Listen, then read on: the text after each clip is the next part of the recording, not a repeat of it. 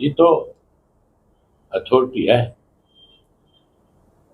कि कोई भी पॉलिटिकल पार्टी कहाँ अपना जलसा करे, कहाँ वो किस रूट से अपना नॉमिनेशन फाइल करने के लिए जाए। उसके लिए उसको एक दरखास्त देनी होती है।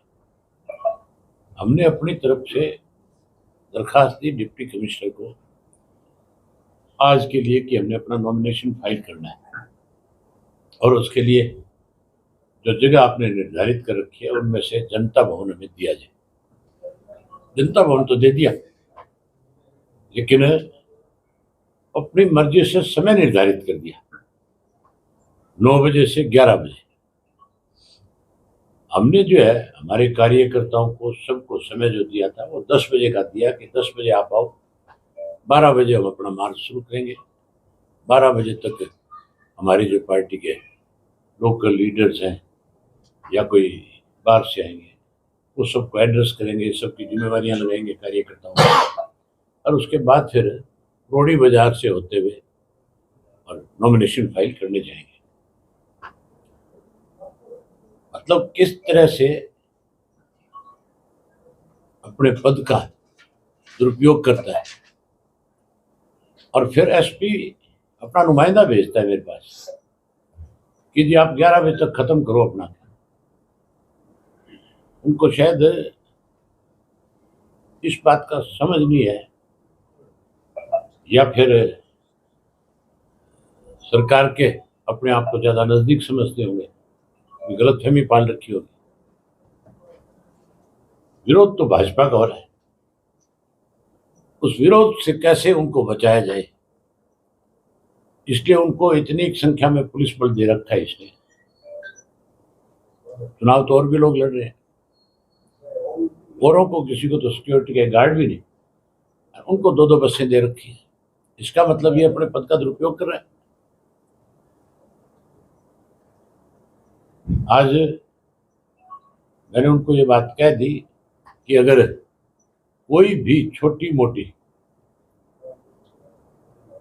शरारत तुम्हारी तरफ से हुई या किसी और ने करने की कोशिश की तो उसका जिम्मेवार प्रशासन होगा, डिप्टी कमिश्नर होगा, एसपी होगा।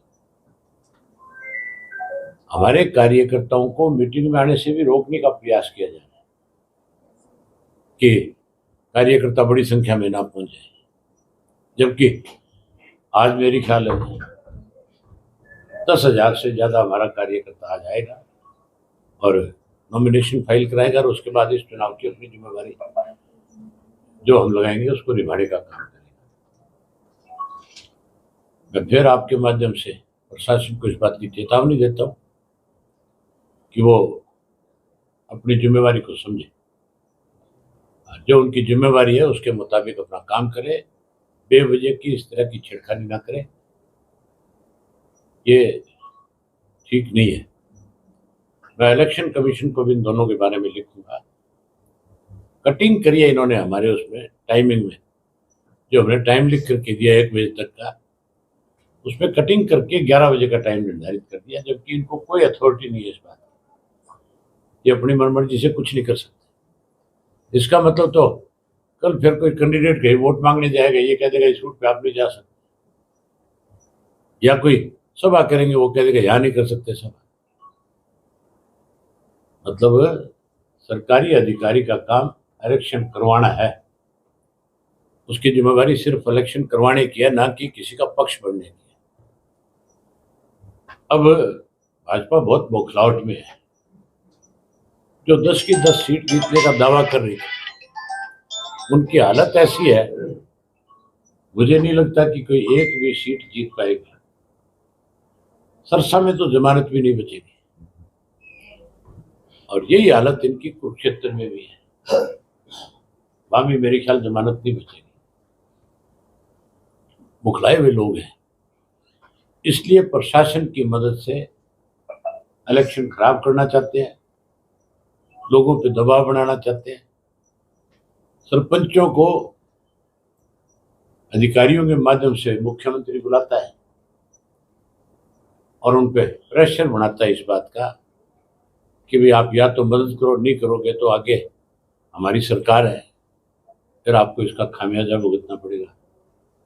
प्रशासन को यह सोचना चाहिए कि 4 महीने की सरकार है, 4 महीने के बाद सत्ता बदलेगी, भाजपा सत्ता से बाहर जाएगी। भाजपा के खिलाफ लोगों में बहुत बड़ा रोष है, गुस्सा है, बहुत बड़ी इनकी एंटी इनकम्बेंसी है। चेहरे बदलने से लोगों का मन नहीं बदल सकते। अब तो अक्टूबर में हर हालत में इंडियन नेशनल लोकदल पार्टी सत्ता में आ जाएगी।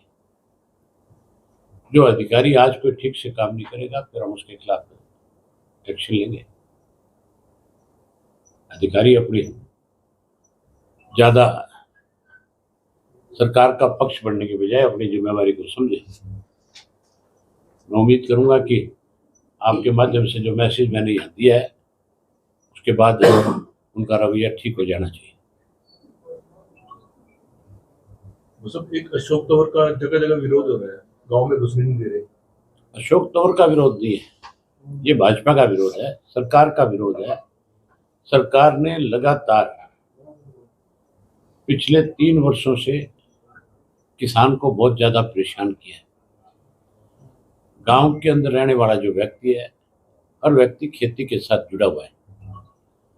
उसको जहां उसकी फसलों के दाम नहीं दिए, वहां उसको अपनी मांग के ऊपर जो वो दिल्ली की तरफ बढ़ना चाहते हैं, उनको रोका जाता है, उनके ऊपर मुकदमे बनाए जाते हैं, उनको बेवजह परेशान किया जाता है। अशोक तंवर ने कोई भी टिकट होता है, किसी के पास भी होता है भाजपा का, उसी का विरोध होता है। अशोक तंवर का कुछ इसलिए ज्यादा होगा कि वो जब 5 वर्ष मेंबर रहे थे, उसके बाद उनका रवैया ठीक नहीं रहा होगा। अगर लोगों के साथ आपके संबंध ठीक होंगे, सरकार का विरोध हो सकता, आपका नहीं हो सकता। आपने पार्टी कोई जा सकते हो, कहीं जा सकते हो। मैं सारे हरियाणा में अकेला जाता हूँ, कहीं विरोध नहीं है। बाकी बीजेपी का, जेजेपी का कोई भी आदमी कहीं जाता है, 2-3 तरीके होते हैं विरोध करने के। कुछ लोग सामने आकर के विरोध करते हैं, कुछ लोग उनकी सभा में नहीं जाते, विरोध करते हैं। बहुत सारे नेताओं का विरोध इस तरह का भी है कि वो जाते हैं गांव में, 4 आदमी उनकी बात सुनने नहीं आते, ये भी एक विरोध है। भाजपा का तो पूरे प्रदेश में विरोध है। अब तो मुख्यमंत्री श्री मनोहर लाल खट्टर जी ने तो अपना बयान दिया, आपने देखा होगा। उसमें उन्होंने ये कहा है कि मैं किसी गांव में वोट मांगने नहीं जाऊंगा। उन्होंने जो सिक्योरिटी की मांग करी थी Z+ की अपने लिए, उसमें भी ये दिया कि किसान से खतरा है। 85% किसान है हरियाणा के अंदर, हमारे से खतरा है तो फिर वो हरियाणा छोड़ करके चले जाना चाहिए। पहले तो वैसे परेशान किया और अब हमें बेइज्जत करता है ये बात कह करके कि मुझे किसानों से खतरा है। और ये कहता है मैं गांव में नहीं जाऊंगा वोट मांगने। मतलब कितना घमंड है। लोग इस चुनाव में पूर्ण रूप से इन सब बातों का सबक देंगे। जहाँ गांव और शहर बांटने की कोशिश करते हैं, पहले हिंदू मुसलमान की बात करी, कभी जाट गैर जाट की बात करी, अब गांव और शहर की बात पे आ गई बीजेपी। शहरों के अंदर बसने वाले लोग जो है वो टोटल गांव से आए हुए हैं, उन सब का गांव से रिश्ता है।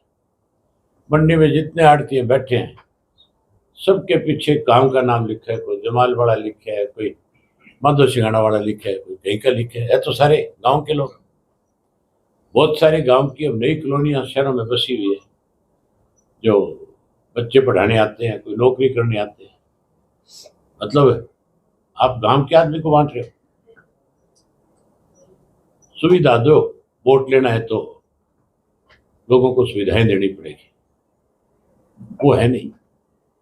इसलिए गांव और शहर के नाम पे आज वोट मांगने की कोशिश में है भाजपा। तो विधानसभा सत्र जब होता है, जब आपको बहुत बड़े मतलब इनके जो भ्रष्टाचार जो काम होते हैं वो सारे उजागर करते हैं, तथ्यों से देते हो, तो क्या अभी तक किसी का जांच करवाई, किसी का निकला परिणाम? आजकल अखबारों में चर्चा का विषय है। मनोहर लाल जी कहते हैं मैं जांच कराऊंगा, दुष्यंत कह रहा है मेरी जांच कराओ, तो देरी किस बात की? जांच होनी चाहिए कि नहीं होनी चाहिए? अगर वो जांच कराने की बात करता है, मुख्यमंत्री करता है, नायब सैनी, तो फिर वो कह रहा है मेरी जांच कराओ, तो देरी क्यों कर रहे हैं? जांच होनी चाहिए हर हालत में, और जांच जरूर दूर जाने की जरूरत नहीं। शराब घोटाला जो हुआ उसकी जो जांच हुई है, जो 2 एजेंसियों ने अलग अलग करी है, वो सार्वजनिक करो। उसके जो दोषी लोग हैं उनके खिलाफ कार्रवाई करो, तब तो हम ये मान लेंगे कि आपस में मिले हुए नहीं है। दोनों 4.5 साल तक इकट्ठे रहे, और 4.5 साल में दोनों ने मिलकर के प्रदेश को लूटा है। 19 से ज्यादा घोटाले हुए। उन सारे घोटालों की जांच हो, जुडिशली किसी सिटिंग जज की या कोई रिटायर्ड जज की जिम्मेवारी लगे, टाइम फिक्स करे कितने दिन में जांच करके दो। ये तो लोगों को गुमराह कर रहे हैं। आज भी आपस में मिले हुए दोनों, आज भी दिखावे के तौर के ऊपर तो एक दूसरे का विरोध करते हैं। लेकिन अजय सिंह जी का खुद का बयान था कि हम भाजपा से दूर कब हुए, हम तो आज भी भाजपा के साथ हैं। पहले तय तो करें आपस में घर में बैठ करके कि क्या बयान देना है, क्या फैसला है हमारा।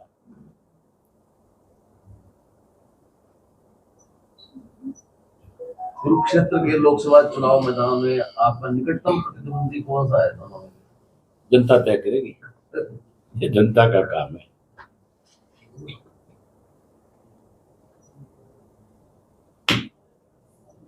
इसका सवाल और कल हिसार में नामांकन किया था, किस तरह का वहां समर्थन मिल रहा है?